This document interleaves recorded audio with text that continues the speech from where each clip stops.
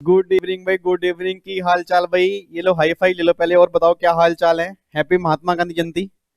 याद है ना यार, हम महात्मा गांधी जयंती है, कहीं ये सोच के बैठे हो छुट्टी है बस आज कि सर हमें तो वो 3 दिन याद होते हैं, 15 अगस्त, 26 जनवरी, 2 अक्टूबर। हमें ये नहीं पता उस दिन क्या, हमें पता भाई 3 छुट्टियां हमारी पूरे साल में होती हैं। चलो और बताओ क्या हाल चाल है जी। तो यार फाइनली आज हम आ चुके हैं जी, कस्टम की रिवीजन क्लास आज हमें स्टार्ट करनी है। और कस्टम की पहली क्लास आज हम स्टार्ट करने जा रहे हैं। अप्रोक्सीमेट मैंने कहा था 6 से 7 क्लासेस होंगी। डेली आपकी 1 घंटे की क्लास होगी, 40 मिनट की क्लास होगी, मे बी कई टाइम पर वो 1.5 घंटे या 2 घंटे की भी हो सकती है। अब वो डिपेंड करता है कि आज हम कितने टॉपिक कंप्लीट करेंगे। अच्छा, नोट्स जो आपके होंगे, अच्छा होगा जो बच्चे क्लास वाले होंगे उन्होंने क्लास के अंदर बनाए होंगे। जो बच्चे क्लास वाले नहीं होंगे कोशिश करें वो साथ में बना लें। और जो बच्चे इतने आलसी हैं, बच्चा कहता है कि हमें नोट्स साथ में बनाने ही नहीं, हमें तो बस नोट्स बने बनाए दे दो, तो उनके लिए मैं टेलीग्राम चैनल के ऊपर डाल दूंगा, वहां से प्रिंट आउट निकालकर यहां से आप रिवीजन क्लास कर सकते हो। बच्चा कह रहा है सर हम तो आलसी कैटेगरी में बन जाएंगे, बस आप एक बार नोट्स डाल दो। ठीक है, बट मेरा कहना यह है कि अगर आप हाथ से बनाओगे ज्यादा बढ़िया होगा। ठीक है, ये प्रैक्टिस भी होगी, रिवीजन भी अच्छी होगी। बट अगर आपको लगता है कि नहीं मुझे हाथ से नहीं बनाने, मेरे हाथ थक जाएंगे, उस केस में आप टेलीग्राम चैनल पे चले जाना, वहां से डाउनलोड करके इसके थ्रू आप रिवीजन कर सकते हो। अच्छा इधर सुनना ध्यान से। अच्छा एक बात मुझे और बताओ, नालायको बताओ, आप मुझे चाहते हो या मुझसे कुछ चाहते हो? बच्चा कह रहा है मतलब आप मुझे चाहते हो या मुझसे कुछ चाहते हो? कई बच्चे कह रहे हैं सर हम तो आपसे कुछ चाहते हैं, हम आपको नहीं चाहते। इधर देखो ध्यान से नालायको, मैं आपको चाहता हूँ। मैं आपसे बहुत प्यार करता हूँ, इसलिए मैं आपकी कस्टम की रिवीजन क्लास लेके आया हूँ। देखो ध्यान से, चलो इधर सुना ध्यान से। अच्छा आज हमारी कस्टम की रिवीजन क्लास नंबर 1 है। अब रिवीजन क्लास 1 को स्टार्ट करने से पहले ये बता दूं कि ये क्लास एग्जीक्यूटिव वाले बच्चों के लिए भी होगी, जो न्यू सिलेबस वाले बच्चे हैं, ओल्ड सिलेबस में कस्टम नहीं है, वो सब जानते हैं। और प्रोफेशनल वाले बच्चे, चाहे वो ओल्ड सिलेबस के हैं चाहे वो न्यू सिलेबस के हैं, दोनों के एग्जाम में कस्टम है। फर्क सिर्फ ये है कि न्यू सिलेबस के अंदर 10 नंबर का है, ओल्ड सिलेबस के अंदर 25 से 30 नंबर का है। तो ये रिवीजन क्लासेस जो होंगी ना वो सबके लिए होंगी। और इवन जिसने पहले कस्टम नहीं भी पढ़ा ना वो भी ये क्लास देखेगा तो भी कोई दिक्कत नहीं है। इसके अंदर मेरी स्पीड फास्ट नहीं होगी, बिल्कुल सिंपल लेवल पे चलेगी, आपको सारा कुछ समझ में आएगा। आपने अगर पहले कस्टम नहीं भी पढ़ा तो भी कोई दिक्कत नहीं है। अच्छा अब सुना ध्यान से। अब जो पहले वाली स्टार्टिंग वाली 6 क्लास होंगी ना वो एग्जीक्यूटिव प्रोफेशनल दोनों के लिए होंगी। उसके बाद जो 2 क्लास और आएंगी वो सिर्फ प्रोफेशनल वाले बच्चों के लिए होंगी, वो एग्जीक्यूटिव वाले बच्चों के लिए नहीं होंगी। तो टोटल 8 क्लास हमें कस्टम में करनी है। पहली 6 क्लास मैं बता रहा हूं दोनों के लिए हैं, उसके बाद 2 क्लास जो होंगी वो सिर्फ प्रोफेशनल वाले बच्चों के लिए होंगी। और जो एग्जीक्यूटिव वाले बच्चे हैं आप सब जानते हो, आपके एग्जाम में 5 से लेके 8 नंबर तक का कस्टम आता है। मतलब 5 क्वेश्चन बनेंगे, एमसीक्यूज बेस बनेंगे, या 8 क्वेश्चन बनेंगे। प्रोफेशनल वाले न्यू सिलेबस वाले बच्चे जो होंगे उनके एग्जाम में 2 क्वेश्चन बनेंगे 5-5 नंबर के। और जो ओल्ड सिलेबस वाले बच्चे होंगे उनके एग्जाम में 25 से लेके 30 नंबर तक का कस्टम बनेगा। मैं एक बार ना आपका मॉड्यूल खोल के दिखाना चाहता हूं ताकि ना बच्चे को सेटिस्फेक्शन लेवल हो कि भैया कस्टम आता कितना है। तो जो एग्जीक्यूटिव वाले न्यू सिलेबस वाले बच्चे हैं आपके सामने, मैंने आपके इंस्टीट्यूट का मॉड्यूल खोला हुआ है जी। आपके मॉड्यूल में सिर्फ एक चैप्टर दिया हुआ है, लेसन नंबर 17 जो कस्टम का है। और अगर आप इसकी हेडिंग देखोगे, हेडिंग में देखो क्या लिखा हुआ है, ओवरव्यू ऑफ कस्टम लॉ। सिर्फ ओवरव्यू है कस्टम लॉ का, डिटेल में नहीं है, डिटेल में आपका प्रोफेशनल के अंदर आएगा। और यहाँ पे 816 पेज से लेकर 842 पेज तक है, मतलब टोटल 26 पेजेस, सिर्फ 26 पेजेस आपके मॉड्यूल में है जो कस्टम के हैं, जो आपके एग्जाम में 5 नंबर के आने हैं। और इन रिवीजन क्लास में इन 26 पेजेस को हम डायग्राम फॉर्म में करेंगे। डायग्राम फॉर्म में बहुत बढ़िया करवा दूंगा, जो भी फॉर्म नंबर होंगे वो भी करवा दूंगा, सेक्शन नंबर भी करा दूंगा, प्रोविजन भी समझा दूंगा, प्रैक्टिकल क्वेश्चन भी करा दूंगा। जितना कुछ आपके एग्जीक्यूटिव लेवल पे है ना वो सारा हम यहाँ पे कर लेंगे। अच्छा प्रोफेशनल वाला बच्चा कहता है सर हमें भी दिखा दो, ये लो जी प्रोफेशनल वाले बच्चे। अब आपके प्रोफेशनल के मॉड्यूल में ना कम से कम 4-5 चैप्टर दिए हैं, और कमाल की बात देखो 10 नंबर का कस्टम है और टोटल 146 पेजेस हैं। सर यहां पे इंस्टीट्यूट ने कमाल कर दिया। मैं तभी आपको नॉर्मली याद करूं, मैं क्लास में कहता भी हूं कि पागलपंती मत करना, पागलों की तरह कस्टम में मत लगे रहना। हाँ ओल्ड सिलेबस वाले बच्चों में कस्टम अच्छा आता है, बट न्यू सिलेबस में इतने सारे पेजेस मेरे अकॉर्डिंग किसी काम के नहीं है। प्रैक्टिकल नॉलेज लेने में काम के, अगर आप में कस्टम में आगे रखे काम करना है। अदरवाइज एग्जाम में 2 ही चैप्टर ऐसे हैं जहां से क्वेश्चन पक्का पक्का बनते हैं, बाकी चैप्टर सिर्फ बेसिक हैं सर। तो प्रोफेशनल वाले बच्चे ध्यान से कान खोल के सुन ले जी। एक तो आपका चैप्टर नंबर 13 है वैल्यूएशन, उसमें से क्वेश्चन बनेगा 5 नंबर का, जिसको हम बढ़िया तरीके से कर लेंगे। उसके बाद फिर एक लेसन नंबर 14 है जिसमें आपका बैगेज है, ड्यूटी ड्रॉबैक है, वेयर हाउसिंग है, इसमें से क्वेश्चन पक्का बनेगा। तो आपके 10 नंबर के 2 क्वेश्चन इसके अंदर से बनेंगे। बाकी जितने भी चैप्टर कस्टम के हैं उसमें से क्वेश्चन ना तो बनेगा, दब बनने के चांसेस हैं, और अगर बन भी जाएगा तो ऑप्शन में निकल जाएगा, क्योंकि 2 क्वेश्चन मैंडेटरी जो होते हैं वो इसके अंदर से बनते हैं। आई होप आपको मेरी बात समझ में आ गई होगी। तो मैं रिवीजन क्लास स्टार्ट कर सकता हूँ, माइंड में बिल्कुल क्लियर हो गया। सीए वाले बच्चे तो यहाँ से चले ही जाएं, क्योंकि सीए वालों के एग्जाम में किसी काम का नहीं है, इंटर में कस्टम नहीं है। फाइनल वाले बच्चे अगर देखना चाहते हैं वो देख सकते हैं, अदरवाइज मेनली क्लास जो होगी वो सीएस फैमिली के लिए होगी। ठीक है, तो मैंने सारी बातें क्लियर कर दी हैं जी। एग्जीक्यूटिव में कितने नंबर का है, प्रोफेशनल में कितने नंबर का है। ठीक है, हम सिर्फ रिवीजन करेंगे। इसके एमसीक्यूज जो होंगे मैं रिवीजन के बाद कराऊंगा बाद में। प्रैक्टिकल क्वेश्चन कस्टम के आप सब जानते हो, प्रोफेशनल वाले बच्चे रिवीजन के बाद कराऊंगा। तो अभी हमारा काम सिर्फ प्रोविजन की रिवीजन करना है, ताकि एग्जाम में जब क्वेश्चन बने तो हमसे गलती ना हो। ठीक है जी, चलो जी, इन सब बातों के बाद मैं फाइनली स्टार्ट करवाने जा रहा हूं जी। अब ये आपके सामने यहाँ पे कस्टम के नोट्स हैं। जो बच्चे क्लास वाले होंगे उन्होंने क्लास में सेम नोट्स बनाए होंगे।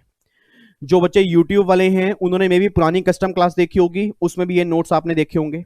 बट इस नोट्स में मैंने काफी सारी अपडेशन करनी है, अमेंडमेंट्स लेके आनी है, वो मैं यहाँ पे करता रहूंगा। और नोट्स मैं टेलीग्राम चैनल पे डाल दूंगा, वहां से आप डाउनलोड कर सकते हो। इधर स्टूडेंट ध्यान से, अब अगर मैं कस्टम की बात करता हूं सर, आपके सामने ना एक बार यहाँ पे हेडिंग देखो, मैंने क्या लिखा हुआ है, कस्टम लॉ। अब इस कस्टम लॉ की रिवीजन से पहले एक बात मैंने सोच के बोलना, आपने इनकम टैक्स की रिवीजन की, आपने जीएसटी की रिवीजन की, आपने कस्टम की रिवीजन पहले की नहीं की वो मुझे नहीं पता, बट हम कस्टम की रिवीजन करने जा रहे हैं। एक बच्चा ये सामने बैठा, बच्चा कहता है यार 7 मिनट हो चुके हैं, हमें तो सर ने दिमाग खराब कर दिया, करवा कुछ रहे नहीं, बातें पे बातें मारी जा रही हैं। सर कर क्या रहे हैं? कि हमें पता है भाई इनकम टैक्स इनकम पे लगता है, जीएसटी गुड्स और सर्विस पे लगता है, हमें ये बताए ना कस्टम किस पे लगता है। अब मेरा उस बच्चे से बस क्वेश्चन सिर्फ इतना है, सर सोच के बताना। आपने मुझे खुद बोला कि इनकम टैक्स इनकम पे है, जीएसटी जो है वो गुड्स और सर्विस पे है। अगर मैं कस्टम की बात करूंगा तो पहली बात, कस्टम जो होगा वो सिर्फ गुड्स पे लगेगा। इट मींस अपने माइंड से पहले ये बाहर निकालो कि कस्टम सर्विस पर भी है। अब मुझे नहीं पता कितने बच्चों ने ध्यान से रिवीजन की होगी या क्लास में ध्यान से पढ़ा होगा। याद करो, मैंने जीएसटी के अंदर भी कहा था कि जीएसटी गुड्स पे भी है, सर्विस पे भी है, बट जब मैं बात कस्टम की करूंगा तो कस्टम सिर्फ गुड्स पे लगेगा। एक बच्चा कहता है यार सर कैसी कैसी बेकार की बातें कर रहे हैं, कि कल तो मैं मार्केट से एक सामान परचेज करके आया था और वो गुड्स ही था, उस पर तो कस्टम लगा नहीं। दूसरा बच्चा कहता है यार मेरे पापा ने भी सामान बेचा था, उस पर भी कस्टम ही लगा, तो अभी तो सर कह रहे हैं कस्टम गुड्स पे लगेगा। अब कस्टम अगर गुड्स पे लगेगा तो गुड्स के इंपोर्ट और एक्सपोर्ट होने पे लगेगा, डोमेस्टिक ट्रांजैक्शन पे कस्टम नहीं लगेगा। इट मींस अगर कोई सामान बाहर से इंडिया में आएगा या इंडिया से बाहर जाएगा फिर कस्टम की बातें होंगी। अगर कोई सामान इंडिया से इंडिया के बीच में घूमेगा तो कस्टम की बातें नहीं होंगी। बच्चा कहता अच्छा, मतलब मैं तभी कहूं कल जो मैं सामान लाया था वो तो मैं लक्ष्मी नगर से लाया था। अब लक्ष्मी नगर तो यार, दूसरा कह रहा है लक्ष्मी नगर तो यार इंडिया से बाहर नहीं है, लक्ष्मी नगर नालायक दिल्ली के अंदर है और दिल्ली इंडिया में है। तो सिंपल सी बात ये निकल के आ रही है कि अगर कोई सामान इंडिया से इंडिया के अंदर सेल परचेज करोगे तो उस पर जीएसटी की बातें हो सकती हैं, बट कस्टम की बातें नहीं हो सकती। तो कस्टम की बातें वही होंगी, पहली बात जहां पे गुड्स होगा, दूसरी बात जहां पे इंपोर्ट और एक्सपोर्ट की बातें होंगी वहां कस्टम की बातें होंगी, और कहीं कस्टम की बातें नहीं होंगी। अच्छा एक बात और ध्यान सुनना, अब ये कस्टम का लॉ जो है ना सर, ये कस्टम का लॉ आज का नहीं है। मेरे ख्याल से आप सब जानते हो कस्टम बहुत पुराना लॉ है, और हमने महाभारत के अंदर भी देखा है, हमने श्री कृष्णा के अंदर भी देखा है, हमने रामायण के अंदर भी देखा है कि जब एक राजा दूसरे राजा से मिलने के लिए जाता था तो आपने देखोगे एक बड़ा सा ना, बहुत बड़ा एक थाल लेके जाता, थाल। बच्चा कहता हाँ हाँ सर, उसके ऊपर वो एक कपड़ा होता था, कपड़ा। फिर ऐसे जैसे वो कपड़ा उठाता था अंदर से हीरे जवाहरात छोटे छोटे मोती, ओ माई गॉड, आपने कभी देखा लिंक निकलते थे। अब सोच के बोलना, जब एक राजा दूसरे राजा के पास गया वो बड़े से थाल में इतना सारा सामान लेकर गया, क्यों? क्योंकि उस टाइम ये होता था कि अगर एक राजा अपनी सीमा क्रॉस करके दूसरे राजा की सीमा के अंदर जाएगा तो उसे कर देना पड़ेगा, उस कर को आज हम कस्टम बोलते हैं। तो कभी ये मत सोचना कि एक राजा का दूसरे राजा से प्यार होता था, या एक राजा का दूसरे राजा की रानी से प्यार होता था इसलिए वो हीरे जवाहरात नालायक को, नहीं। उस टाइम क्या था, बस एक लीगलाइज फॉर्म नहीं था, आज गवर्नमेंट ने वो लीगलाइज कर दिया। था तो उस टाइम भी कस्टम था, आज भी कस्टम है। और आप सब जानते हो कस्टम का मतलब ही क्या है, रीति रिवाज। तो कस्टम कोई आज की बात नहीं है, बट आज एक कस्टम एक्ट बन चुका है, और आज एक राजा दूसरे राजा की सीमा के अंदर जाएगा फिर कस्टम लगेगा। लो ये नहीं कहता, लो ये कहता है कि अगर किसी पर्सन ने इंडिया की सीमा क्रॉस की या बाहर वाला इंडिया की सीमा के अंदर आया तो जैसे ही सीमा क्रॉस की जाएगी, जैसे ही वो सीमा के अंदर आएगा उस केस में एक ड्यूटी चार्ज करेंगे, दैट इज कस्टम ड्यूटी। तो जो राजाओं की सीमाएं थी, तो आज गवर्नमेंट ने वो इंडिया की सीमाएं रख दी हैं कि भैया ये हमारी सीमा है, अगर तू यहां से अंदर आएगा या यहां से बाहर जाएगा उस केस में एक ड्यूटी चार्ज करेंगे, उसको हम कस्टम ड्यूटी बोलते हैं। तो पहली बात तो माइंड क्लियर हो गया जी। तो कस्टम लो पहली बात डोमेस्टिक केस में एप्लीकेबल नहीं होगा, इंपोर्ट एक्सपोर्ट में एप्लीकेबल होगा। दूसरी बात सर्विस वाले केस में कस्टम एप्लीकेबल नहीं होगा, कस्टम जो एप्लीकेबल होगा सिर्फ गुड्स वाले केस में होगा। एक बच्चा कहता है सर सर, मैंने कहा हाँ हाँ सर, अगर मान लो बाहर से मैंने कोई सर्विस ली है, अगर मैंने कोई बाहर से सर्विस ली है, फॉर एग्जांपल मैंने बाहर से ब्यूटी ट्रीटमेंट की सर्विस ली है, सर मैं काला हो गया हूँ लॉकडाउन के अंदर, मैं गोरा होना चाहता हूँ, तो मैंने ब्यूटी ट्रीटमेंट की सर्विस ली है सर। एक बच्चा कहता है मेरे घर में लड़ाई हो गई सर, मैंने एडवोकेट की सर्विस ली है। दूसरा बच्चा कहता है मैंने घर बनवाना है सर, मैंने आर्किटेक्ट की सर्विस ली है। तो ये भी तो इंपोर्ट हुआ, तो इस केस में कस्टम नहीं लगेगा। आंसर इज नो, इस केस में कस्टम नहीं लगेगा, इस केस में जीएसटी की बातें होंगी।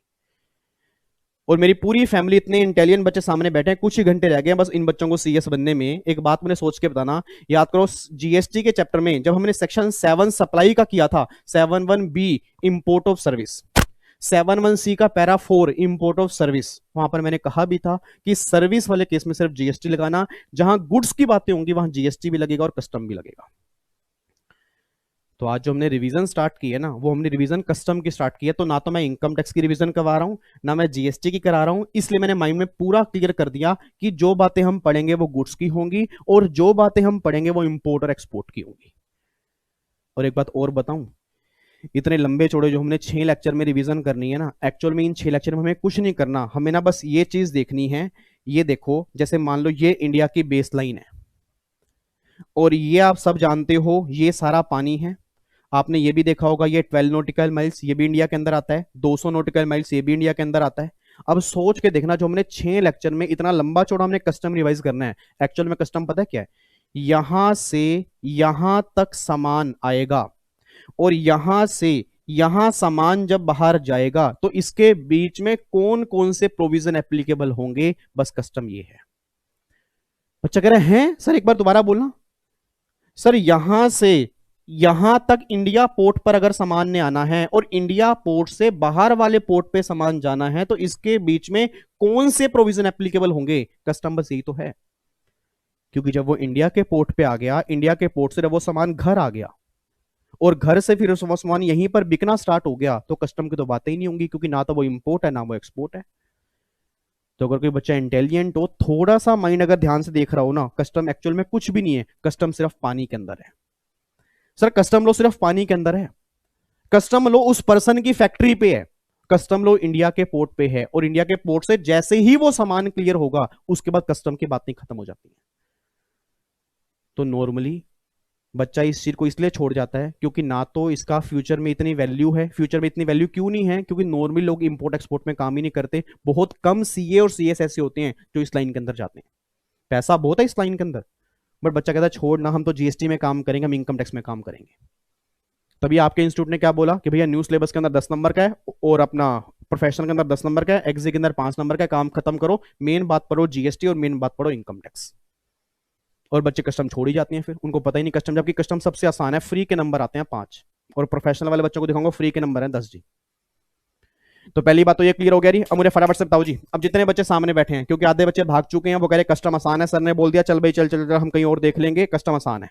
जो बच्चे यहाँ पे बैठे हैं मुझे फटाफट सोच के बताएंगे जी, कस्टम किस पे लगेगा? गुड्स पे, सर्विस पे, दोनों पे, या गुड्स पे? सिर्फ गुड्स पे लगेगा। किस पर लगेगा? सेल परचेज पे लगेगा, इंपोर्ट एक्सपोर्ट पे लगेगा, इंपोर्ट एक्सपोर्ट पे लगेगा। ये दो बातें क्लियर करके चली हैं कि पहली बात गुड्स पे और दूसरी बात गुड्स के इंपोर्ट एक्सपोर्ट पे लगेगा और किसी पे कस्टम नहीं लगेगा। लो जी, इन सब बातों के साथ अब यहां पे हम रिवीजन स्टार्ट करने जा रहे हैं। तो अभी तक जो हमने 10 से 15 मिनट बातें की हैं, सिर्फ मैंने बेस क्लियर किया। अब यहां पे एक बार समझना जी, अब यहां पे ना एक बच्चा कहता है यार सर ने ना यहाँ पे कस्टम लॉ लिखा है, बट कस्टम लॉ सर ने क्यों लिखा है? कस्टम तो एक्ट होता है। दूसरा बच्चा कहता है भाई तुमने पता नहीं क्या, तेरे को सर ने जीएसटी की रिवीजन क्लास के अंदर भी कहा था कि हमारे सिलेबस में कस्टम लॉ है, और लॉ का मतलब ये होता है कि एक्ट भी है, रूल्स भी हैं, नोटिफिकेशन भी है, सर्कुलर भी है और केस लॉ भी है। बच्चा कह रहा है यार 5 नंबर के अंदर इतना सारा कुछ है। Yes sir, overview of custom में ना इन्होंने ऑलमोस्ट सारे चैप्टर डाल दिए, बट सारे चैप्टर का ओवरव्यू डाला, उसमें रूल्स भी कुछ हैं, कुछ नोटिफिकेशन भी हैं, कुछ सर्कुलर भी हैं। तो बस ये बात ध्यान देना, आपके एग्जाम में अगर एमसीक्यूज क्वेश्चन बन गया कि आपके एग्जाम में एक्ट एप्लीकेबल है, आंसर इज नो। आपके एग्जाम में कस्टम लॉ है, और लॉ का मतलब आप सब जानते हो, एक्ट भी है, रूल्स भी है, नोटिफिकेशन भी है, सर्कुलर भी है, केस लॉ भी है, सारी बातें आपके अंदर है। तो देखो मैंने कस्टम के ऊपर एक स्टार बनाया, लॉज के ऊपर 2 स्टार बनाए, और लॉज का मतलब एक्ट है, रूल्स है, नोटिफिकेशन, सर्कुलर, केस लो सब आता है। अब अगर मैं एक्ट की बात करूंगा ना, कस्टम में खास बात क्या है, कस्टम में 2 एक्ट हैं, कस्टम में 2 एक्ट हैं। सामने वाला बच्चा कहता है यार कस्टम में 2 एक्ट है, इसमें खास बात क्या है? भाई जीएसटी में 35 एक्ट है, जीएसटी में 35 एक्ट है और कस्टम में तो 2 ही एक्ट है। सर जीएसटी में 35 एक्ट नहीं है, जीएसटी में एक्चुअल में वन नेशन वन टैक्स है। वो 35 एक्ट इसलिए हैं क्योंकि वो स्टेट लेवल के अलग बने हुए हैं, और उस 35 एक्ट में ना जीएसटी के प्रोविजन भी हैं और रेट भी हैं। जो मैं कस्टम के 2 एक्ट की बात कर रहा हूं, इन दोनों एक्ट की नेचर ही अलग अलग है। एक तो है कस्टम एक्ट 1962 और एक कस्टम टैरिफ एक्ट 1975। अब जैसे ही मैंने बोला ना कस्टम टैरिफ एक्ट 1975, एक बच्चा चक्कर खा के गिर गया, कहता भाई टैरिफ ये क्या होता है? टैरिफ एक्ट का मतलब ये होता है कि जो भी आपके रेट्स एप्लीकेबल होंगे ना, जो कस्टम में रेट लगेंगे, उन सारे रेट्स का एक अलग ही एक्ट फ्रेम कर दिया, that is custom tariff act. मतलब कस्टम के जो प्रोविजंस हैं कि इंपोर्ट क्या होगा, एक्सपोर्ट क्या होगा, कैसे प्रोविजन लगेंगे, क्या पेनल्टीज लगेंगी, वो सारी की सारी बातें कस्टम लॉज के अंदर है, कस्टम एक्ट के अंदर है 1962। बट अगर मैंने माउस इंपोर्ट किया, अगर मैंने ये इंपोर्ट किया, अगर मैंने ये एसी का रिमोट इंपोर्ट किया, अगर मैंने पेन इंपोर्ट किया, इन सब पर अलग अलग रेट एप्लीकेबल होंगे। तो रेट एप्लीकेबल कौन से होंगे? वो कस्टम टैरिफ एक्ट के अंदर है। तो आपके एग्जाम में कई बार, एग्जीक्यूटिव वालों के एग्जाम में कई बार क्वेश्चन बन चुका है, भैया कस्टम में कितने एक्ट हैं? बच्चा कहता है 1 एक्ट है। बच्चे को पता ही नहीं कस्टम में 2 एक्ट हैं, एक तो टैरिफ एक्ट है और एक नॉर्मल एक्ट है। नॉर्मल एक्ट में प्रोविजन है और टैरिफ एक्ट में रेट है। तो रटने वाला बच्चा एक बात ध्यान दे, उनकी बारी आ गई जी। अगर मैं सिर्फ एक्ट की बात करूंगा तो 1962 है, और अगर मैं टैरिफ की बात करूंगा तो 1975 है। तो मुझे फटाफट से बोल दो रही। अब जितने बच्चे सामने बैठे हैं, सिर्फ एक्ट की बात करो। एक्ट कौन सा है? 62। एक्ट कौन सा? 62। एक्ट कौन सा? 62। Tariff act 75। Tariff act 75। Tariff act 75। ठीक है जी। तो 2 एक्ट हमारे बनेंगे, एक तो कस्टम एक्ट 1962 जिसमें प्रोविजन होंगे, और टैरिफ एक्ट में क्या होंगे? रेट होंगे। और रेट आपके 2 तरह के होते हैं जी, एक तो इंपोर्ट ड्यूटी और एक एक्सपोर्ट ड्यूटी। अभी रेट जो इंपोर्ट ड्यूटी के हैं वो शेड्यूल 1 में है, और एक्सपोर्ट ड्यूटी के रेट आपके शेड्यूल 2 में है। अब इस बातों को हम आगे जाके पढ़ लेंगे। अभी सिर्फ इतना ध्यान देना कि आपके एग्जाम में अगर क्वेश्चन बन गया कस्टम में कितने एक्ट हैं, तो कस्टम में 2 एक्ट होंगे, एक तो आपका 1962 और एक टैरिफ एक्ट होगा आपका 1975। ठीक है। अच्छा, अब यहां पे ये तो समझ में आ गया भाई लॉज का मतलब क्या है। अब दूसरा यहां पे आ रहा है कस्टम। अब इस कस्टम का मतलब क्या है? देखो यहां पे क्या लिखा हुआ है, it is a duty levied on goods. सोच समझ के बोलना, मैंने क्या लिखा है? It is a tax, it is a tax लिखा है मैंने। सर जीएसटी क्या है? आप बोल नहीं रहे, फिर आप बाद में दिक्कत करोगे। जीएसटी क्या है? जीएसटी एक ड्यूटी है, टैक्स है? एक बच्चा कह रहा है ड्यूटी है। मेरे से मार खा के जाओगे नालायकों। मैं गुस्सा नहीं होना चाहता आपको, आज वैसे महात्मा गांधी जयंती है। महात्मा गांधी ने पहले कहा था हिंसा नहीं करनी, अहिंसा पे ध्यान दो। मैं हिंसा करना नहीं चाहता आपके साथ यूट्यूब पे। फटाफट से बताओ नालायकों, हिंसा मत कराओ मुझसे। जीएसटी क्या है? ड्यूटी एक टैक्स है, टैक्स है। इनकम क्या है? इनकम टैक्स एक टैक्स है। जो कस्टम है वो एक ड्यूटी है। ऐसा मैं क्यों कह रहा हूं? आपके एग्जाम में 4 ऑप्शन वाला क्वेश्चन बन जाएगा, कस्टम इनमें से क्या है, तो गलती से भी टैक्स मत लिख के आना, ड्यूटी लिख के आना, क्योंकि ड्यूटी और टैक्स में थोड़ा बहुत फर्क होता है। सर ड्यूटी और टैक्स में थोड़ा बहुत फर्क होता है, तो उसने कस्टम ड्यूटी बोली है, जीएसटी टैक्स बोला है, इनकम टैक्स एक टैक्स बोला है।